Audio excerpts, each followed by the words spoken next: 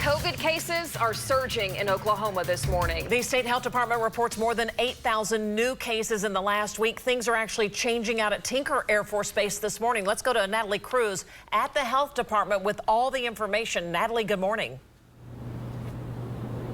Good morning. Yes, and that number could be even higher, even since it doesn't include the number of people who were testing at home. At last check, the 7-day average was over 1,200 cases. In mid-June, the state recorded less than 600 new cases per day. If you compare that to May, when the average was just under 150. OU's chief COVID officer, Dr. Dale Bratzler, says many of these new infections are due to a new Omicron subvariant called BA.5. He says this variant is extremely contagious.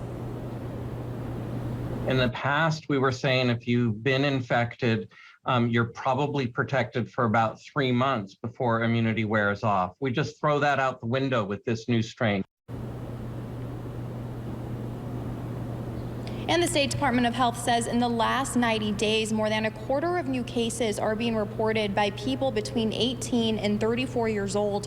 We're told nearly half of hospital patients with COVID have been between 65 and 84 years old. There is some good news, though. Numbers show that the rate of hospitalizations is not going up quickly as the number of cases. And doctors say to minimize your risk of getting COVID-19, get vaccinated, avoid large gatherings, and wear a mask. Now, the Tinker Air Force Base is already enforcing that rule today to wear a mask. The base will begin requiring all employees and visitors to wear a mask while indoors and will require a negative COVID-19 test for unvaccinated employees and visitors.